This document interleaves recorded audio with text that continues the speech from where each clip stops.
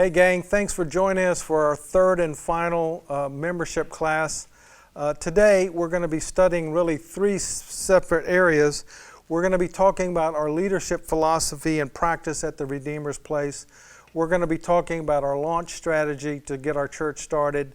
And then we're going to talk about your role here at the Redeemer's Place as a member.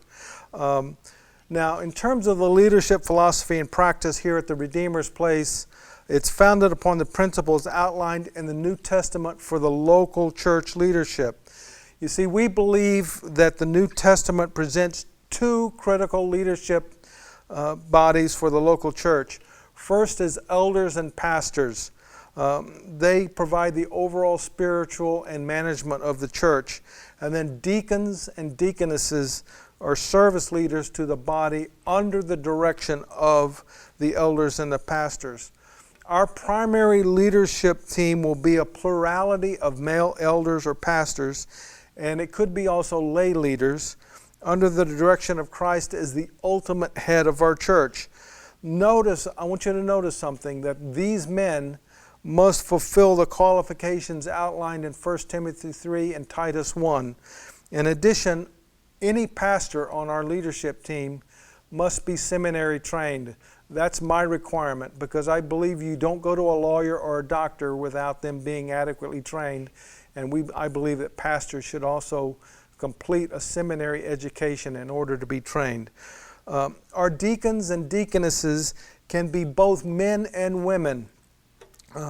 These teams also must meet the qualifications outlined in 1 Timothy 3. Their leader will always be a man. They serve under the direction and the oversight of the elders.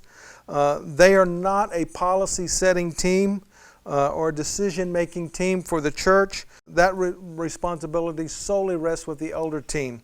The deacons and deaconesses, their sole responsibility is to be servants to meet the needs of the church body. And at least one elder will always be a de facto member of this team, as defined by the elders.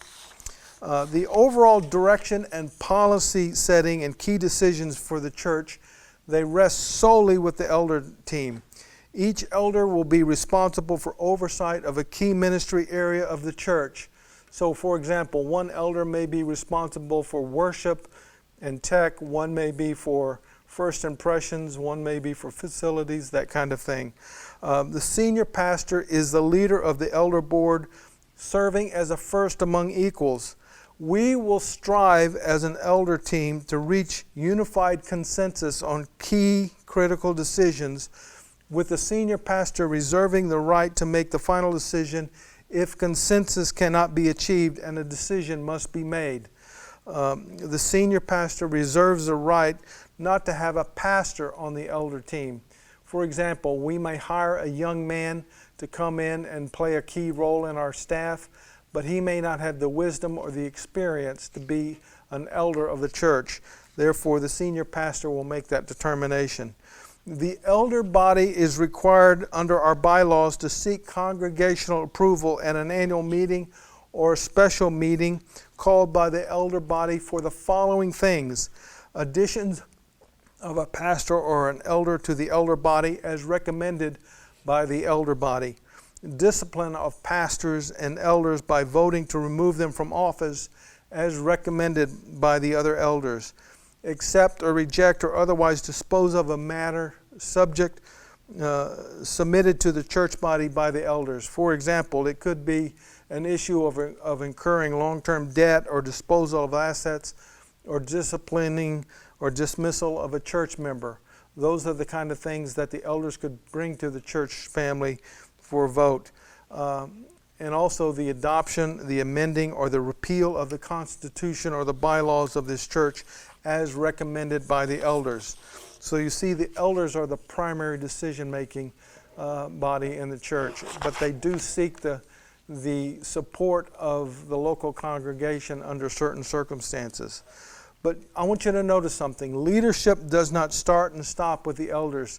It also includes you as a member of the church.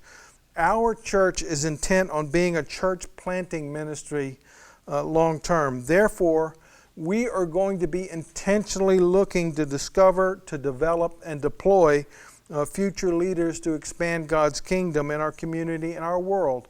We want to be able to plant other churches in our community at some point. And so we're going to be looking for leaders to do that. And we believe that every single person has a role to play in the local church. 1 Corinthians 12 lays that out very clearly.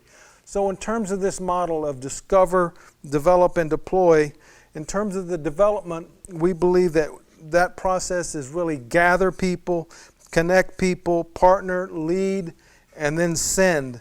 And then in terms of the connect, we know that it's critical that people know and follow Jesus, that they discover their spiritual gifts, and they join a team or a service group. We don't believe just head knowledge. We also want people to experience ministry as well. In terms of our overall launch strategy for the church, we want to build a vibrant local church that seeks to glorify God by proclaiming the supremacy of Jesus and edifying you.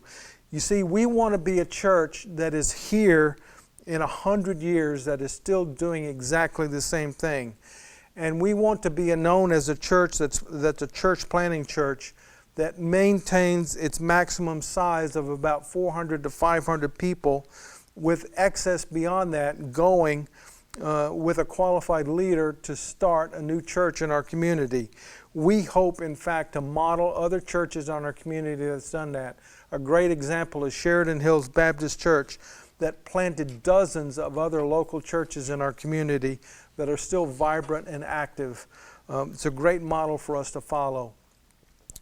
And our immediate steps to get our church off the ground includes, we spent a period of time earlier this year preparing to launch. And what that did is we really spent a heavy amount of time on administrative issues. For example, all the legal aspects of the church, getting incorporated, getting our tax exempt status, which we have, getting our website up and running, installing all of our basic church systems and financial software are all in place, securing a local place for meeting, and establishing core teams to help execute ministry in our church. All of that has been going on. Then our second step was our core team development. In addition to getting them identified and established, we have been working heavily upon attracting and retaining a large group of people that form the basis for each one of our teams. And we want to seed each key ministry with servants to execute key ministry in our church.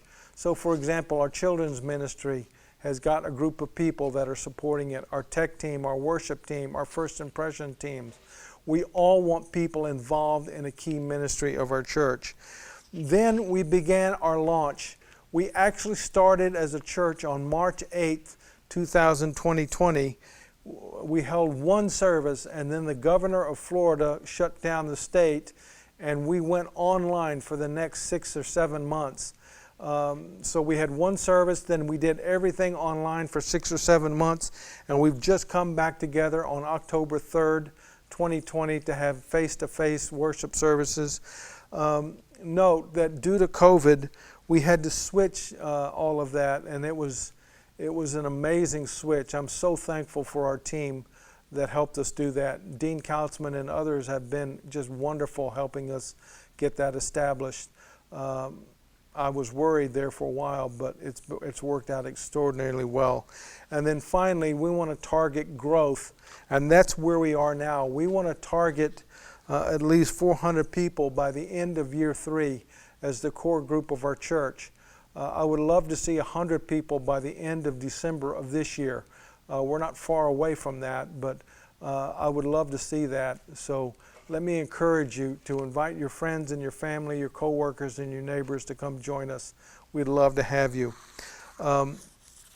So that kind of covers our leadership philosophy. It covers our launch strategy a little bit.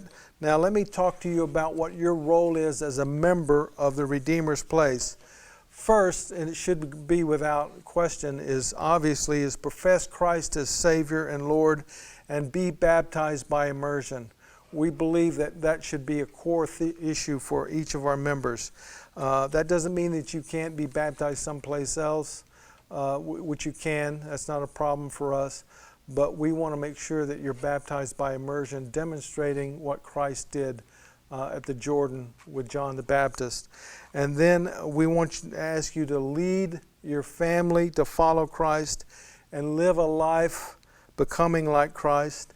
Then we want to ask you to evangelize your world and spread the word about the Redeemer's place. And then faithfully attend and participate in the events and the activities of the Redeemer's place. And that specifically means coming to worship on Saturday nights, joining a team or a small group, or even starting a small group. We would love that. Next is support the leadership of the church and love and pray for the brothers and sisters of the Redeemer's place. And then faithfully give of your time and your talents and your treasures to support the activities and expand the Christ's kingdom here on earth through the Redeemer's place. And then finally, two more. We're going to ask you to strive to fulfill the vision and the mission, the core values and the DNA of the Redeemer's place that we went through in session 1. And then I'm going to ask you to agree to a membership covenant that is included in the notes that you have online. I'm going to ask that you read that and then sign that and return that to us in order to be a member of our church. So I hope that these 3 classes have been helpful to get you grounded in what it means to be a member here at the Redeemer's Place. And I look forward to receiving your signed covenants. I appreciate it very much. Thanks.